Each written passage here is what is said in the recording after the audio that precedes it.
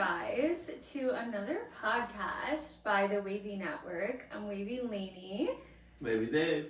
And we have a very special guest on. Elijah, do you want to introduce yourself?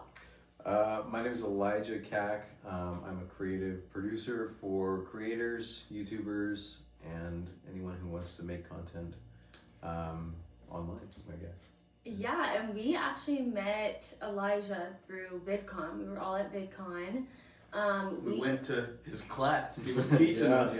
We first met him as a teacher. And then you and became an also, acquaintance. right, and hopefully a friend. But we got him a grilled cheese and a little coffee from Starbucks. Feel so hopefully, fed, I feel fed. So hopefully we're reaching Brown Point. But no, he had an awesome talk. There was actually only like 10 people allowed in the class. So I remember like running from my other things. So I was like, I really want to hear what he has to say, and talk to us a little bit about what being a creative like producer is for those who might not know. I know you said you work with like YouTube talent, you work with creators, but like what does that look like on a daily basis? Yeah, so it kind of depends.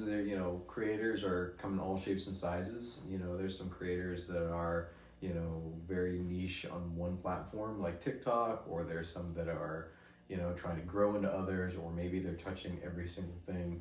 I know some creators who are now like, I'm going to go 10 hours a week and focus on LinkedIn, and so kind of just meeting them where they're at and figuring out like what's the right thing for where they are. So daily basis, I guess it's just like working with creators in different situations and scenarios, and trying to make their content just grow and better, Yeah. Do you think it's like case by case for everyone, or do you think that there's a general better way to approach it, like for like focusing specifically on one versus trying to get a little bit on everything? No, that's a good question. Some creators I know like are really, really strong on short form, and they just they thrive on the like quick edits, or just like short attention span. I'm gonna say one quick thought and just throw it out there. And some really need time to gestate, and like you almost feel like the 60 seconds or whatever, 30 seconds on TikTok isn't enough, Yeah, that's kind of what we do long form, but like by long form it's like 5 to 10 minutes at least, and then we like to do longer format like this. For me personally, I used to be like a short form girly, like I love short form content, and then I realized like your attention span is kind of like, I don't know, like I realized I think I can get more by like watching 20-minute videos while I'm getting ready, like a vlog or like a podcast. Right now I like Extra Dirty, which is part of the Unwell Network. That's a good podcast. But yeah, what do you like personally? Just like to consume on a daily basis. Yeah. I don't know, I like consuming the things that I enjoy. So like, for example, I am a big I love poker. I love playing poker. Gotta be careful with that, obviously. But Tread carefully. My current exactly. We're not dealing with that, thank God. But like, it's one of those things where I love. Like, I'm watching this one guy named Corey Iring, who's like, he started as this like degenerate kid, and just like 19 years old, just go out and play poker, and you just great edits, but you'd be like, dude, you're wasting your life. But now like what I enjoyed is like his content has changed into him becoming a better, fuller person, and he's trying to date this girl and like save his money and like invest, and it's like he's still doing poker, but it's like it's the evolution of it. So like I enjoy like the good creators in my niche network, but also like it's really good to understand like who's out there and who's making waves. You know what I mean? Like there are people who are really underrated that are like but they're like it's these people that you could see like if they had a push, or if they had like a little bit more luck or exactly and I like seeing those people because like it's almost like seeing like the band before they become famous, right. So I'm so curious on that point, like what is like maybe a creator or like a type of content or a format where you feel like they blow up and there's not really like you almost feel like it's based on like trends versus like type of content that you feel like is underrated, to your point? Like what are examples of both? Yeah, so I don't know if it's like a genre of content that like is like will blow up or whatever, but like I think trends are really good like way to kind of like get in the conversation, you know, especially if you're following trends. It's like, oh, that person did a really good trend, right? I'm gonna like that video. But it's not, unless you're the one making the trend, it's really hard to like stand out, you know. Very rarely do you have people be like, here's the trend already established, this person is like better. So it's like if you're unless you're elevating it in some way, right, like change, exactly. It's like a way to get a few more eyeballs on it, exactly. More like, but it's not a way to like really establish yourself, you know. I mean, there are creators who have made their name on like following trends, but like that's it. Like they're the trend following guy. They're not the trend maker. They're like the culture maker. You know. Do you feel like you have to be like somewhat famous to make trends? Because I always think about this. I'm like, how do people like even make trends? I'd say 99% of the time today, you shouldn't be. You can't be. Like trends can't be forced. You know, trends are born out of like a completely original idea that just is like kind of luck. Yeah. Sometimes there's a good amount of planning. I mean, like the classic, like this is like really old, but like, you know, do you guys remember the what is it called, the dancing when people would like out of nowhere start dancing? You know, flash mob. Remember that from like 2008 or whatever? Yeah. Right. Those obviously like take a lot of planning and like coordinating. But like some. And like all the Harlem Shake videos and all the all the Black Beatles trend when everyone was, when it was the song and people were just frozen following it around. Right. Yeah, I mean it's just one of those things where it was like, you know, hey, we're gonna plan this, but we're not like trying to hit the trends. Right. You know, a lot of trends. Like let's take Anthony Poe, Aunt Poe, when he made last year all those what are they called? Look-alike contests, right? Okay. He was trying to make something cool, and it was a well-organized, well-put-together event, but he wasn't being like, what's trending right now? Like, he made that trend, and then guess what? Everybody else copied him. Right. What's the one, which one do we remember? Yeah. Do you guys remember? What's the one that stood out? Do you have any memory of the Chalamet one was exactly. That's the one that stood out. That was his. That was his, right? So we don't remember any of the other one. Maybe vaguely, or like, there was a John Cena one. I'm trying to think of like any other one off the top of my head, and I can't like. So that to my point, like everybody else who followed the trends, they jumped on the bandwagon, they made good content, but they're not the ones like that you remember that stand out. Right. Yeah. It's the initial thing. Especially on these big kind of runs like that. Yeah. And for him with that, when I talked to him about it, he was like, we like wanted to make this cool thing, and like we just put up a bunch of posters, and we're like, oh, like maybe like 50 people will come. And then he blew up on Twitter. Wow. It went insane. And it went beyond just New York. Yeah. And then obviously he showed up. Yeah. And so it was like beyond his planning. Yeah, that's actually awesome. It's almost like to your point about a wave and like our vibe, which is like the Wavey Network. It's literally becomes a tsunami. Yeah. And it's like you're like chasing it, or it's like a surfer wave. It's like you're riding the wave, and it's like it's almost better when it's like you feel like it's gotten so big and overwhelming that you're having to kind of like chase the trend you made. That could be cool. Like right now my passion is like wellness and like clean beauty and skincare, but it's like not this crazy kind of like eye-popping topic. But I do hope that one day it's like some cool video can come out of it that would like, kind of make people more interested. But to your point, I feel like trends are very random and they just happen as people like kind of come up with them. Right, nothing can be forced. No, and I think too, like trends there's a blessing and a curse, right? Like when you have a trend like, so my friend Brandon Abernathy is a singer, really great singer. I've been to a few of his concerts and enjoy like what he does. He puts out this video and starts singing. You guys remember this? I'll be married in a year in the suburbs. Do you guys remember this? Oh, wait. I feel like I do. It's like a month old now, but like the way it was filmed, he had like didn't wear shoes. He was kind of being like super intense about it. Yeah, so he was like inflectional. Right. Yeah. And he got roasted online. Everybody's just like, turn the music down, like please never sing again. Like really awful stuff. Yeah, people are mean. And like me knowing him, I was a fan of his before I became his friend. Yeah. And so it wasn't like you're my friend, so I like your music. It was like I genuinely like his music. Right. I can see why people didn't like that video, but like for him, he could take that trend and it became a trend. Drewski redid it, like Mitzi redid it, like everybody was like following it and making fun of him. Wow. You know what he did?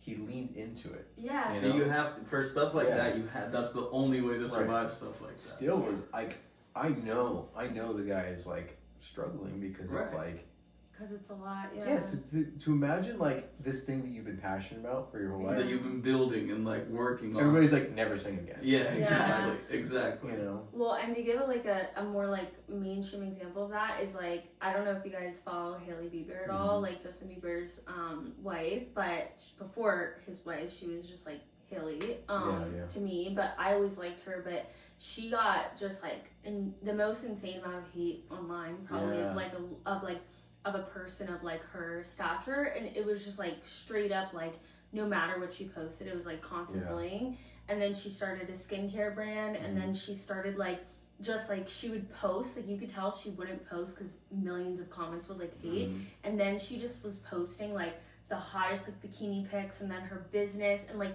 she just, and you could tell the hate started turning into like, we love you, Hailey. And I'm like, these are definitely the same people that were hating on her. And now she literally just sold her company to Elf for like $1 billion. And it just kind of shows you like, she was like, well, no matter what I do, people are going to hate on me. Like, I might as well just like pop off. And she did. And so, to your point, I kind of feel like not all, like even if people are hating, it's getting you like views, it's getting you like attention. And then people that actually like your music and wouldn't have found you otherwise, like not everyone's a hater, but I think haters are louder online. So like, but to that point, the silver lining is like people can tune in that would actually like you, that maybe are like, wait, I like this song, and then they tune into your friend and they're like, wait, I love his music, and then he's like gaining fans and like visibility from that. No, totally. I mean, it's like, it is like, you know, what they say, all press is good press, right? Yeah. Kind of. To an extent. But it is like one of those things where it's like, you know, if you do happen upon being the recipient of a trend or like a massive amount of like eyeballs on you, it is like, how do you handle that? Like, do you like, you know, kind of like go down and like, no true shame to her, but like hop to a trend. She kind of fell into like a lot of like, you know, scammy people like took advantage of her, you know what I mean? Like, and it was like, I think she had a lot more opportunity to like grow in ways rather than what she did, you know what I mean? Like it wasn't properly managed, like she could have taken it and like really managed something from it. Exactly. If things were taken slower and she was more careful about the people she surrounded herself with, I think that whole situation would have played out significantly differently. Totally. And I mean, it's hard to like make a brand out of like you like one video where you said something that was kind of funny and kind of like crass. That's a wild thing to become as famous as she was. Now, did she have stuff before that? I forget. No, she literally worked at a factory. Yeah, she was helping take care of her grandma and literally working in a factory, and then that skyrocketed. Yeah, and then see, there's people like Alex Earl who was making videos. Like, people like to claim she just randomly blew up. She's made thousands of videos before she became this like literal mogul, like 3 Super Bowl commercials, going like it, literally the most insane girl. And I'm so happy for her because she seems like such a genuine person. But she was making thousands of videos before. So when you blow up at that point, it's like you kind of not like earned it, but you're like ready for it. But to your point about if she just the other girl, if she didn't really have that, you know, she didn't really know what to do with it. She's not media trained, and you know that's why like I think like to the, you know, this is gonna be sound really like whatever, but like I think some people don't necessarily need to like live off of that. Like, you know, especially if you're not a creator, like someone like her, right? She probably got like pressure on all sides, like, oh, take this, move to LA, and you should go and do all these different things, and like strike by the iron. Yeah, and you know, a lot of people were encouraging her to like get an OnlyFans. And it was like, okay, like that's so like that's so much pressure on a girl that was doing nothing before. That was not her life. And she was fine. It's not like she was like it's not like she was in some like super negative space before. This just skyrocketed her to like a extremely better position in life. Right. And it's a tough place to be. Like I think like for someone who's not in the creator world, it's hard, but also for someone in the creator world, because like, you know, especially if it's like something like, say one of your videos on like, I don't know, something that you weren't really that passionate about skyrocketed, and then everybody's like, do more of that. You're like, we're actually we're actually more passionate about the wellness side. Right. Well, like, yeah, so me and my friends sometimes, like, we talk about, like, dating or this or that, and it's, like, kind of, like, you talk about it because it's, like, a part of life, but it's not really, like, something you want to go, like, viral for. Right. But we do, I mean, the creators I watch, like, they all talk about dating, and they get really intense in it, so it's kind of, like, yeah, it's to your point. Do you talk about what's trending, or do you talk about like what you like and stuff like that? But what's your passion? Like, what do you like to do? What do you feel like, or like, what's your what's your lore? My lore. So I feel like I love LA and I love everything about it, but like I also have this like, you know, push pull of like wanting to be, you know, in another country or just like kind of just nomad and travel world. You know, like I see people who like, you know, just get backpacks, you know, and just start traveling. Digital nomad. No, seriously. Not even sometimes. Like I know this one guy who's like, he's like offline, like completely. Right. Yeah, he has I think he has a sat phone. You know. Really? I'm like, whoa, what does he do for like work though? Because I he like so there's this thing called is it called buffering or whatever, where you go from like farm to farm. And just work for like a month. That's you live and work on the farm. They pay for your food, and you can obviously like whenever you want, you can go out. But like you just work on the farm for a month, and then you go to another one, and another one. And pay for your food, your housing, and everything. And it's usually these like families that like need help, and so they're like they love you. You know. And that just sounds so fun to me. I know. Yeah, that does sound cool.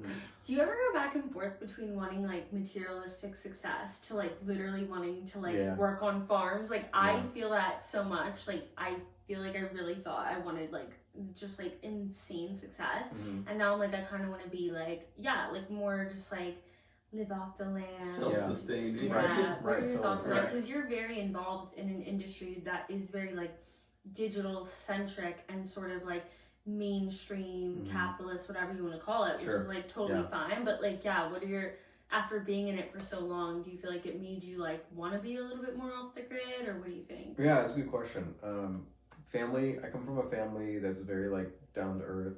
My mom actually like is a farmer. Like smaller because it's like in like LA County, so it's not like it's like sprawling cow farm or anything like that. But I come from that like as my roots, and like every year we would go to my grandpa's place who has like in Northern California, who has acres and acres of just land, you know. So like I have that in me. Like I love this, I love that, and I think what I've come to the conclusion of is like, for right now, this is where I am, and right now I'm really good at this, and I've made a career at this. But if like, you know, I'm drawn into something else, or like say I get married and like my spouse like wants to go somewhere, like I'm willing to kind of like change. And I think the core of it is like, where is the good work? Like where is the good life? You know, taking you and finding like what makes you happy. Essentially, but like not even that, because I think happiness is like a thing that we're always chasing. That's true. You know what I mean? Like happiness almost is never achieved. You know, you like people just are naturally discontented. Like I think it's a natural part of our like soul. If everything is good, something in the back of your mind is, oh, that's not perfect. Right. So it's almost like, where do you find balance of like both worlds and like harmony and like being stimulated but not overstimulated? I feel like that's the problem with our modern day society, is we're so overstimulated. But then I go like remote places, or even like I went to Italy and like I loved it, but it's like there's not enough, like there's no drive there. It's kind of like a very laid back society, and it kind of gives you angst a little bit, because you're like, I need to be doing something. It's like such an American way, which is like good, and that's why a lot of people love our country. But it's like kind of like the dichotomy of like being stimulated but not too stimulated, being like remote but like also like engaged in society. Right.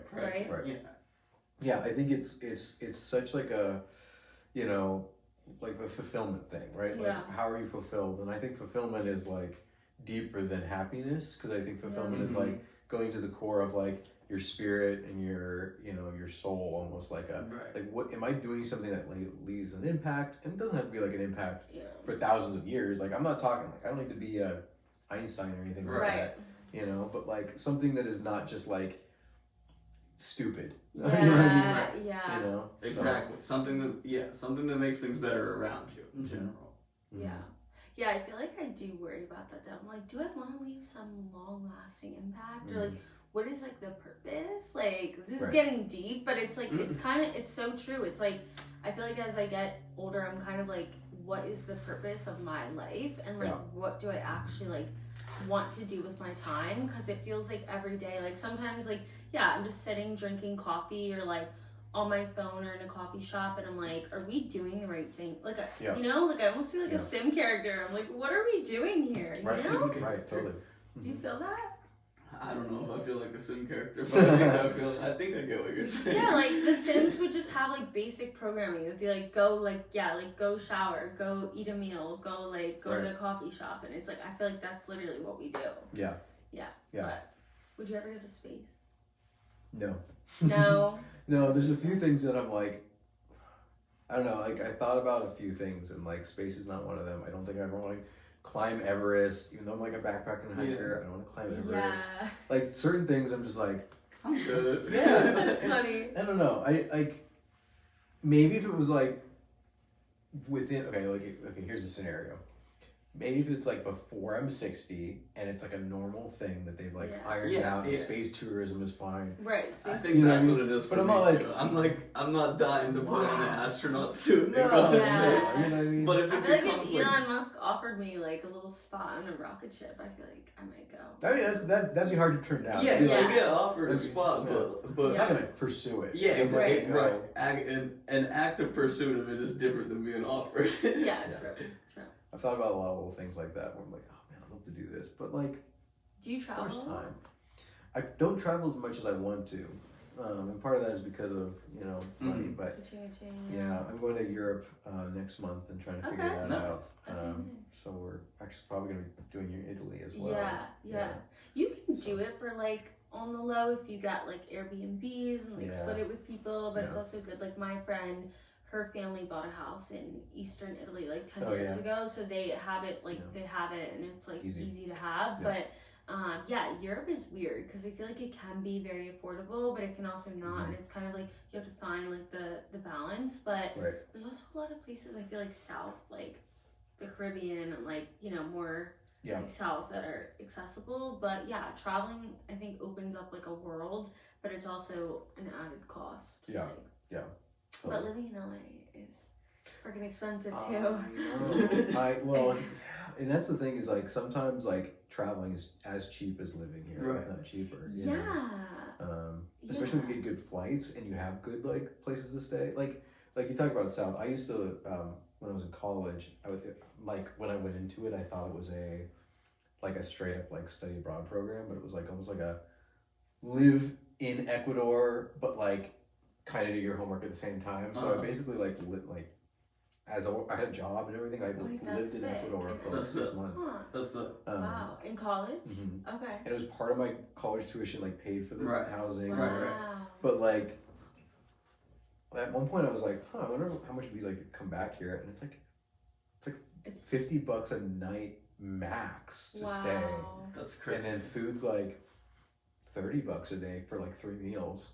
And Ecuador is like on the equator, right? So it's really hot. It's really hot. It's like my vibe. Yeah, it's really great. It's like these like the, you know, people go to Mexico, people go to Brazil. You know what I mean? Like Argentina, I guess, is a little touristy, but Ecuador is like really like underrated. Really, and you feel safe? Oh yeah, 100%. Yeah. And the cool thing about Ecuador that is like I always recommend it to anyone going like to South America because Ecuador, their currency is USD. Like you don't have to have any conversion. Really? You bring like dollars and coins from America and it just works. That's sweet. Like for some reason they at one point like in the 90s they were just like let's do it. Why are we doing our own currency? We're bringing in so much like American dollars. And so their economy must be good, right? It's a developing country. Like it's not great, but it's like it's pretty good. You Yeah. know?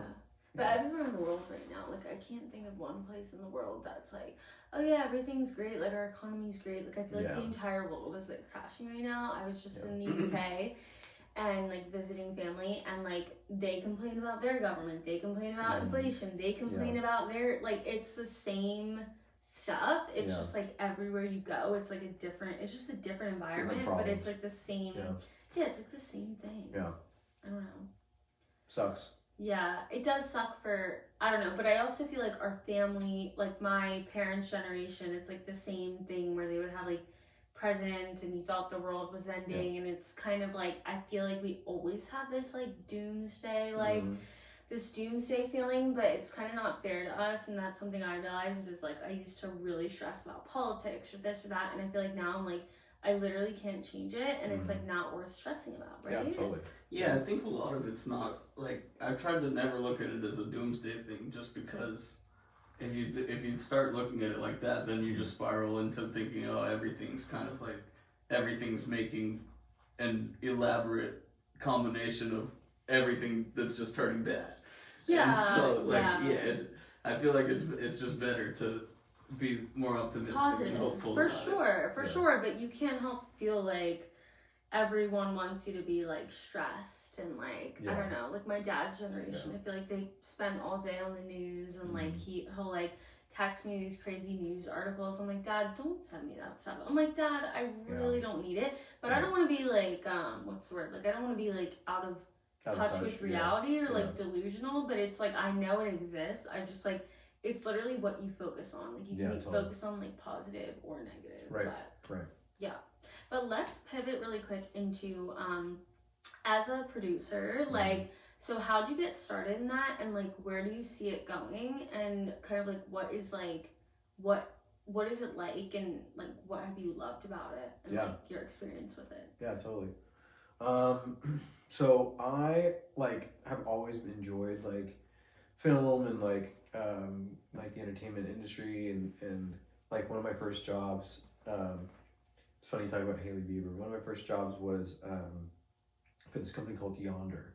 And what Yonder does, do you guys know Yonder? I've heard of Yonder, yeah. So for everyone else, Yonder is this company that has these pouches that you put your phone in, and it locks and you can't get it out. Right. And the purpose is like at these events or like comedy shows or concerts, you just can't access your phone, so it's like a phone-free experience. Sometimes it's just for the experience, and like Jack White will have them, and he'll be like, I want you to just enjoy the music. Right, And other events, it's like, hey, we don't want photos to get out. And one of the events that I went and I did this for was Hailey Bieber's birthday. And it was, they didn't tell me before, they just, hey, there's this party, go up in the hills, 10 when we get there. So I go up there, show up, it's just me, and I have like these bags. I'm dressed up nice and whatever. But I'm like somebody's birthday party, and I'm like in there, and I like keep seeing like stuff for what's his brand, Drew? I kept seeing stuff on the walls of this person's house. This is Drew and everything. And then the security there, whatever. I'm just like, this guy must like Justin Bieber, and he goes, you can say that. And I go, is this Justin Bieber's house? That's so and he goes, funny. yeah, and it was her party. Yeah, it was her. And I go, who's is it his birthday? I don't think his birthday's now. And I'm like, no, it's Hailey Bieber. His birthday is March 1st. I know that because it's one of my best friend's birthdays. Nice. But if that is in LA, by the way, if you're not from LA, if that isn't the most LA thing to like be invited to a party that you don't really like, or like a birthday party where it's like you don't know the person, like that's so LA coded. Well, it was like, so I was there to like, basically I had to be at the front of the house. Right, like you were working. Every single person, which is like, they're all celebrities. Like, basically I'm asking celebrities, like, can I have your phone? Like, you can't use it. Wait, that's... And like, they had to, basically this was the fun part of the party, because like everybody was only invited guests. Right. Like, and the servers. And the servers are obviously like, you don't talk to them. But like, if anybody at the party wanted to use their phone, they had to come to me and use it like at my table. So I ended up talking to like all these celebrities, chatting with it. Crazy. Like at one point, it was like the Smiths, Jaden Smith and Willow Smith, and they just were like hanging out. We were like chatting for like half an hour. Like, so we should call you back to the party. Aww. But yeah, they definitely they're definitely probably cool and like down to earth. Oh, they totally were. It was a lot. It was a lot of fun. They're from Philly, actually, in my area. But at the end of the night, Well, like, I'm packing up. Really? And like I'm waiting to like make sure I can go. Like everybody's gone, and I'm like, I gotta use the restroom. I don't know. And so I would like go through the back way of the house because they told me to use this restroom like in the back corner of the house, which is kind of by the kitchen. And I go use the restroom, and like whatever, and I walk out, and it's like right into the kitchen, and there's Justin Bieber and Haley, and they're just like standing there talking, and he's like in his underwear, and they just turn and look at me. And you're just like, oh shit. Hi guys. Hey. I just quickly dart out. Wait, that's insane. And I was like, I better go, and I like got up myself and left. That's so LA. Like that's really like an LA experience. They're like, who is this guy in our That's bathroom? hilarious. That's Yeah, but they hilarious. probably didn't know not half the people at the party, but there's definitely people that went to the party that they don't know. Like, No. Here's the crazy part. This is actually one of the things that made me really like admire Haley. Is it was a very intimate dinner party. Well, not very intimate, but like there was two really long tables. Right. Yeah. It was a dinner party, and they had like a piano player, and Justin obviously like played at one point, but like it was like not like a party. It was like, hey, I want my friends to be here, and I want us to like enjoy each other's company, and that's why it was like take away the phones because so it was like very I just specific, wanted, like famous people. I'm sure. That, well, for friends, you could tell it was like there were Yeah. famous people, but there were people that were like, I've never heard of you before in my life. And probably half the reason for like locking up the phones too is just to like take the pressure off of like using your phone at a party, you know, and also for like photos and videos, but it's also like probably they're just like enjoy yourself, like don't feel the need. Right, it helps establish connection because it forces everyone to come to converse with each other versus you, like there will be places where you go, you end up seeing everybody's just on their phone, not really interacting. And I mean, if you're having like a party, like if I was hosting that, I wouldn't care. But if I'm like wanting to host like some of my closest friends, like the Kardashians, and be like, I want to actually see you rather than your forehead. Yeah, I probably want to do this too. That's crazy. So that was like your first like company in LA. So I worked for that. Yeah, that's a total tangent. I'm sorry. No, I loved it. We got down a little LA rabbit hole. That was one of my first in entertainment companies that I worked for, and like every once in a while, up until like a couple of years ago, even they would call me up for like random stuff, and I was like, if it was cool enough, I'd like, I'll do it. Sure.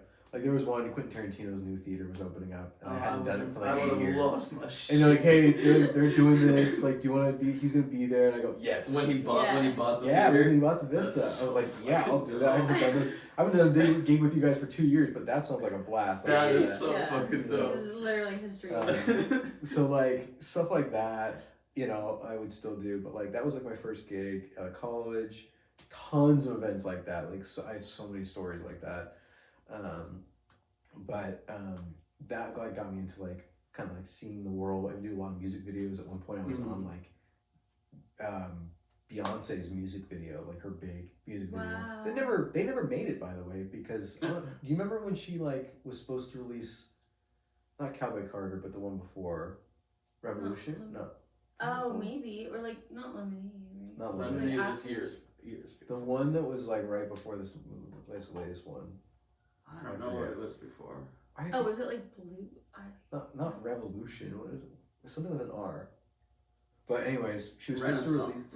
That's what it is. That's what it is. Yeah, Renaissance. Yeah. She was supposed to release it, and then I think that's the thing we were making was what like the movie that was attached to it. Yeah. Somebody leaked the album like 3 months early. I remember hearing about something like this. Yeah. So the thing that I spent like 6 months on set for Beyonce insane. Never got released, which was insane. How much time was spent on this? Right. How much? Right. That's over millions. Yeah. Millions of dollars. They're like, oh. So why didn't she release it? She just didn't want to. Like I guess. I don't know. I don't know. No idea. And who like leaked it? Do you know? Was it someone from production or? No clue. All I know is like the thing. Do you know if they found the person that leaked it or no? No, I don't follow that. No. So you were working for the company to produce. So yeah, long tangent. That was also that was also part of Yonder, and that was like way back in like 2020, 2021, and I was like this is cool, but I want to actually do something rather than like work for this phone company. I'm like in all these spaces. Right. And then somebody gave me a call. I've been saying around that like I wanted to, start producing. Somebody gave me a call like basically produce for a TikTok house. I was like, great. So I jumped onto that.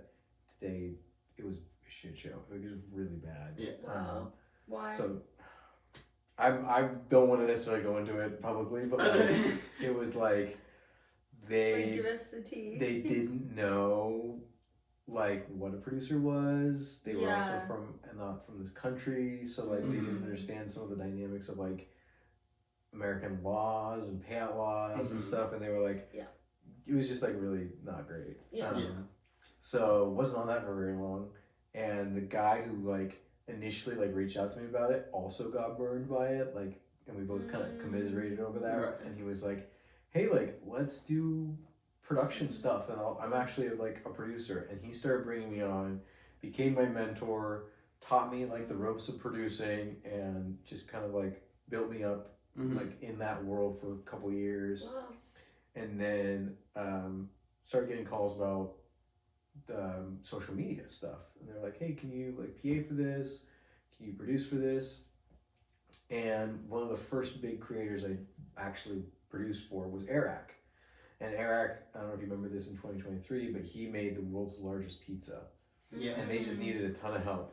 Yeah. And I jumped on with them. And now he's hiding in the Faye's house. Yeah, now he's doing so many random things. So I helped them with that and a few other videos, and that kind of got my feet wet. Definitely, made some big mistakes that like you never make again kind of thing. Yeah. But like since then, I've been just like kind of jumping from here to there. Worked for last year in a major way. Worked for Zach King, and he is kind of a filmmaker in his own right, and so I kind of filled in a lot of my filmmaking gaps. Yeah. In that way, like applied. Yeah, you were able to apply a bunch of that stuff. Yeah. That's cool. So now in the last year or so, I've been kind of deciding like, hey, I want to actually do this like freelance, and also I want to be like consulting more and teaching more, and so it's funny we talked about VidCon. VidCon was my first like big kind of like stage that I was on. Yeah. Done a few other little things, but like basically over the next couple of years, I'm gonna try and like hit a lot of these other stages and just kind of like both practice my voice, but also like try and educate people, because you see like a lot of creators, like I've worked with so many creators that like get this right or like these things right, but then there's like few gaps. And I think part of that is because everybody in the creator world is like self-taught. And they're not like a lot of them didn't go to college, or if they did go to college, they didn't go to college for like filmmaking. You know what I mean? You have very few like traditional film creators or like, and not that creators are trying to be filmmakers, but there's so many pieces in Hollywood, in the film industry that like has been tested and tried for the last like 100 years. Exactly. You know what I mean? This industry is 100 years old. Like Hollywood was like the original creator space, and now it's like anyone with a phone anywhere in the world can be a creator and classify as one. But like we're in a area like living in California. I mean, I moved here like 2 years ago. But it's crazy how tapped in and locked in this area is. And to your point, it's like this is nothing new. They've been trying these methods, and they've been trying these like things for hundreds and 100 years. But yeah, it's really interesting to see like Hollywood and like creators merge, and just like and even now, like I feel like to get casted in a film, if you have like 100,000 followers, like you and the person next to you auditioning doesn't, like your chances of getting it might skyrocket, because they know that that's how you get like visibility, and that's how your production like kind of gets free marketing in a way. Yeah. And I think right now entertainment as a whole is kind of in a free fall. Like and it's like one of those things where you see the creator industry is like trying to be more like Hollywood in some ways. Not always, but like they're trying to like, you have people like Darman or like Jordan Matter that are like trying to like create a studio. Right. You know, even with the streamers, like the majority of Kai Cenat and like all of AMC stuff, totally. it's full production. There's full production teams behind all of that. Yeah, they're trying to like establish themselves as like it's becoming a modern reality TV and so like a lot of that stuff. Right. Yeah. And vice versa, you have Hollywood. It's like, we're not getting the views in the So theater. how do we become more like the smaller content? It's really weird, and I think it's like we're in this like shake up right now. Yeah. And like when you like shake things up, like you dice, like you shake it up, and then you like kind of like see where it is. You're not sure what you're gonna get. We're gonna see what we get in like 5 years. I'm a little afraid of it.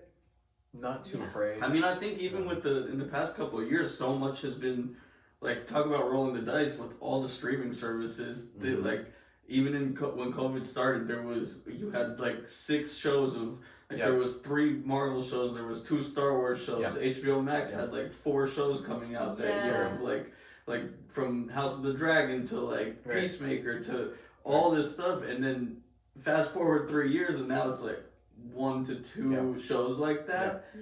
And then there's the rare, like Apple TV is crazy because between Severance and Shrinking and the studio with Seth Rogen and like they've actually been the ones out of everyone that's managed to have like the most like IP list stuff that has been successful. And it's crazy because they're one of the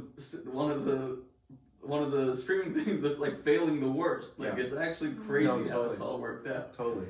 And it's one of those things where when they talk about minutes watched or like eyeballs on, right? YouTube is far and away way more than any of this. Skyrocket. And I think there's been a little of that like shooting yourself in the foot kind of thing where it's like in like let's just say like Mad Men, Breaking Bad era. Like a successful show was like in the millions, like in the tens of millions, right? Now it's in like hundreds of thousands, right? Like that's crazy that like a show that is successful now is like as low as like maybe like a mid-season finale of like 10-15 years ago. Exactly. That's a really good point because now it's like TV views are getting like as many views as like creators online or to your point on YouTube. And it's so funny, different content. Like I feel like being friends with him has opened me up to so many different content types. Like he watches like streamers and like things I have I'm watching all the Phase Boys, all like, and I never heard of these. I always work for him. I love Rogue. I think he's one of the coolest people. See, I've never heard of these people before like meeting him, but then I would watch like Alex Earl and like Haley Bieber's videos and more like vlog type, like my day in the life as a model in Paris, or like we were like talking. I thought that Alex Cooper and Alex Earl were the same person.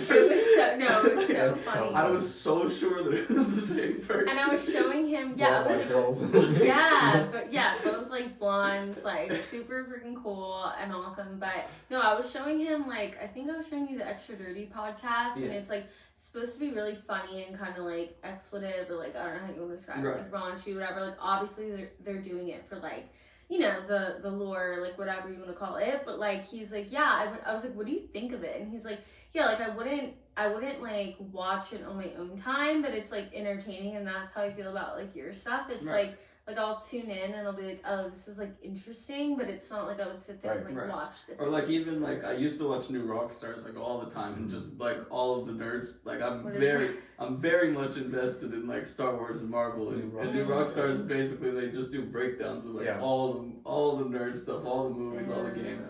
So for years I was watching them. I learned a lot of what I know about stuff like that. What's your content piece of choice? The poker thing. What else? I do like a good video essay, like a good. Oh yeah. You know what I mean? What's that one? And it's kind of that. It'll basically be like it'll break down a piece of music, a movie, a book, and it'll be like maybe even a specific scene. Like why is this scene like impactful for this reason? Do you know Studio Binder? Mm-hmm. Yeah, Studio Binder has some of the best like scene breakdowns and how things are shot. Like Writer.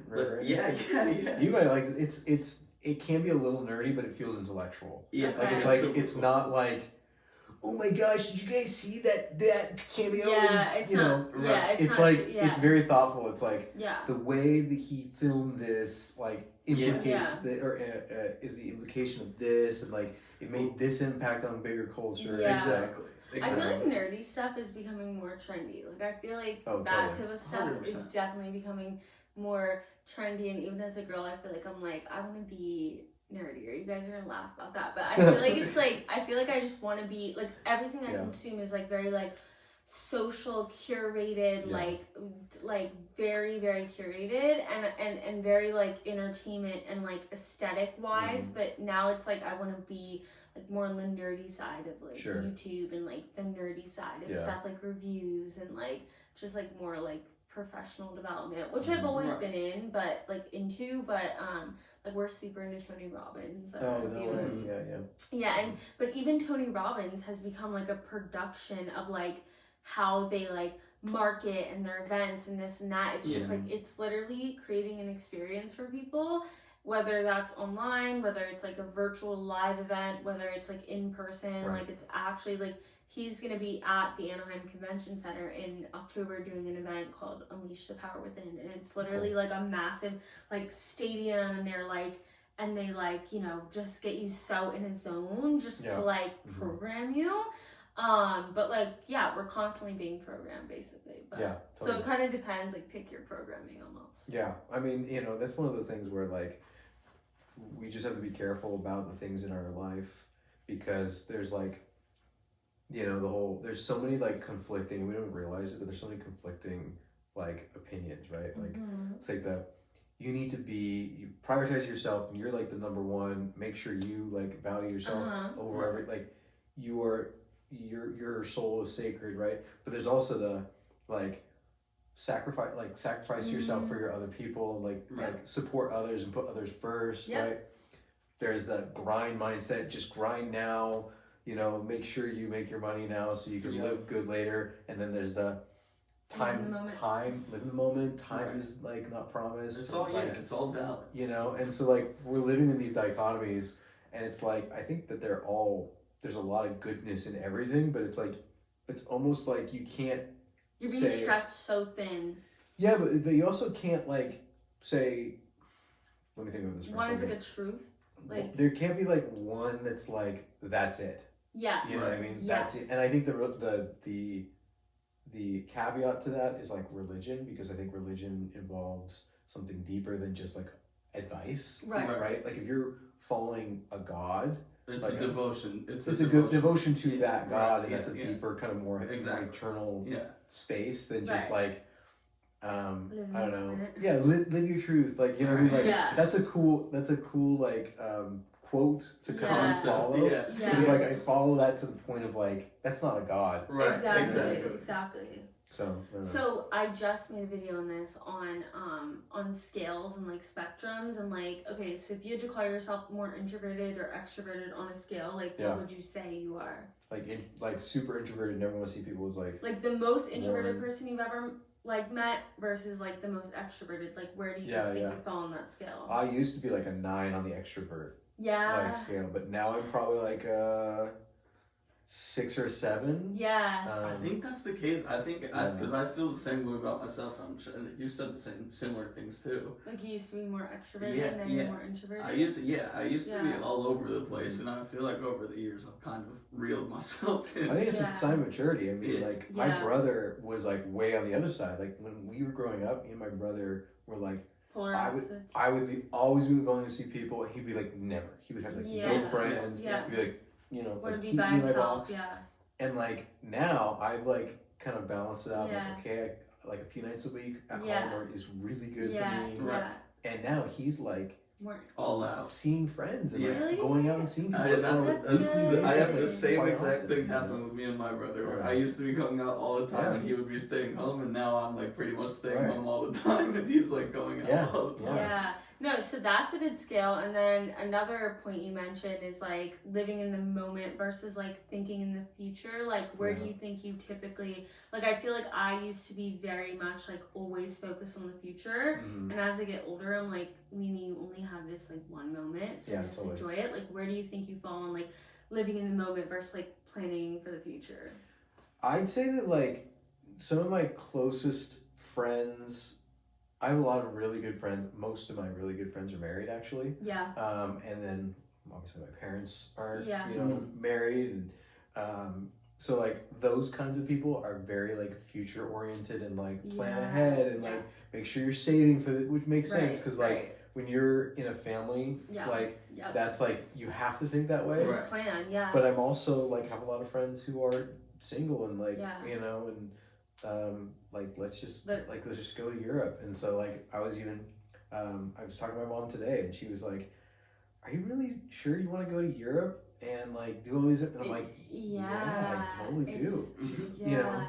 And so no, it's so true. Our parents. Yep. Yeah. Exactly. You know? And to your point, when people ask like, are you sure you want to go to Europe? The answer is always yes. Like if you're listening to this, because I was not going to go to Italy and I was not going to go to France 2 years ago, and it's like every time I go, I've never been to Europe where I'm just like, wow, I really regret that. Like you always learn when you expose yourself to different cultures and different experiences and different ways of life. Like you never come back and regret it. If anything, you appreciate it. If anything, it's just an experience. And like I know that yes, we need a plan and this and that, to your point, but at the same time, you watch videos of people that are in their 40s or 50s and they're like, or 60s, and they're like, I wish I traveled more when I was in my 20s and 30s. Like people in their 20s and 30s 40 years ago were not traveling the globe. They weren't like on their phones booking flights on their phone, like booking Ubers. Like it's so easy to travel now, and I know it's an expense and you could put that in your 401k if you wanted, but it's also like to your point about living in the moment. I agree.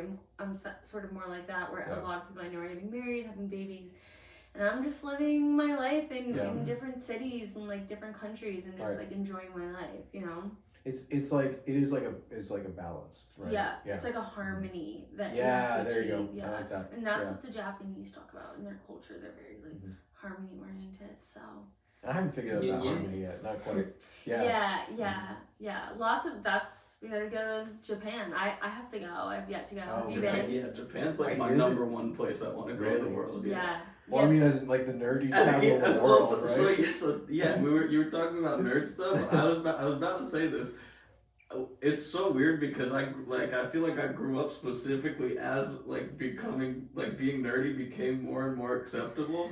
So now it's like cool. Like as a kid, no one wanted to hear about Star Wars or Marvel at all. Like it was like weird if you even brought it up. Then then when it got to like 2017ish and all of Marvel stuff was like built into Endgame, it was making the most money any movie has ever made. Like everyone started being like, oh, maybe this is like maybe this isn't like a weird thing. And then now, even in the like when COVID hit, I think anime became a huge thing. And then I started like I've never watched. I watched Demon Slayer. Then I started watching. Anime is my one thing that I can't touch. I can't do it. Can't do it. I know. I almost like would. That's what I said until I started. Go ahead. The show. Like he was watching it and he was like dying laughing, and I was like in the background. I just like didn't get it. I'm sitting there dying laughing, pure joy, switching into tears rolling down my face. He was like loving it, and I was like, I don't get it, but maybe I was like, so I was like working, but I don't know. But it was like that. Like One Piece is a damn near 1,200 episodes. Like I've invested a genuine. Fucked up, like fuckload of time. We had a call with someone from VidCon who lives in South Korea, this guy, and they literally talked for 20 minutes about this anime show. And I felt out of the loop. I was like, damn, I'm not. He was like, you want? He was like, message me off to the side about it. I'm like, yo, Kuma's backstory is finishing this week. I'm like, it's seriously going down. But so you feel like you can't get into it either? Well, it's like a mix of like, I just have never been a huge like animated person. It's like that's tough. I have so few minutes, so like I try to watch like certain things. My brother tried showing me Full Metal Alchemist Brotherhood. And he's like, this is a good like starter show. I've been told that. I haven't seen that one, but I've been told it's good. Like genuinely, I was like, oh, this is a good plot, but like it started getting like really disturbing, and I was like, really? Some of them are crazy. Like this. And he was like, it's not that disturbing. And I go, yeah, it is. It's kind of disturbing. And he goes, oh, well, maybe you won't like anime because this is one of the least disturbing shows that I've seen. And I go, well, also, I just want to say, I feel like because anime is not like real characters, you can't build like a vibe in shows. If there's like characters like starting to like get chemistry. That, like he's holding his breath. You don't think? I feel like I feel like it has to be more like, because it's animated, it has to be more like blunt and direct about like what's happening. So like to your point, it's a little bit like forward versus like being more like built up and kind of like in like background, like foreshadowing. Yeah, totally. No. No. There's more foreshadowing in those shows than anything else. I do believe there's really, really good. Again, I haven't seen it, so I obviously can't promise, but like I do believe there's a lot of really good storytelling in those shows that is like maybe deeper and you can do more things because it is animated. Right. Like I hear about Attack on Titan. I hear how that Attack on Titan's made by the same dude that made Full Metal Alchemist.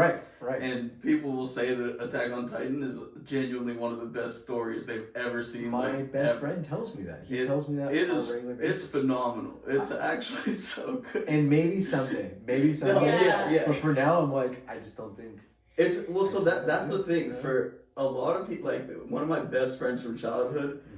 He would never be caught dead watching an anime. So it's like I've come to the terms of like, if you're not like able to get invested into an animated thing, then you just won't be able to do it. Right. Yeah. And that's totally fine. Yeah. And I was always of the mindset of I was like I like superheroes, I like that stuff, but I'm like this is a little bit of a stretch. Like this is going I feel like this is going that next level. Yeah. And then my friend I went to the school in Oregon, and my buddy's like, he's like, you should just watch. I was going through a breakup. He's like, you should watch Demon Slayer. I'm like, all right, bet. I'm like, Slayer for the concept. I'm like, all right, bet. I watch it. I'm like, okay, this is cool.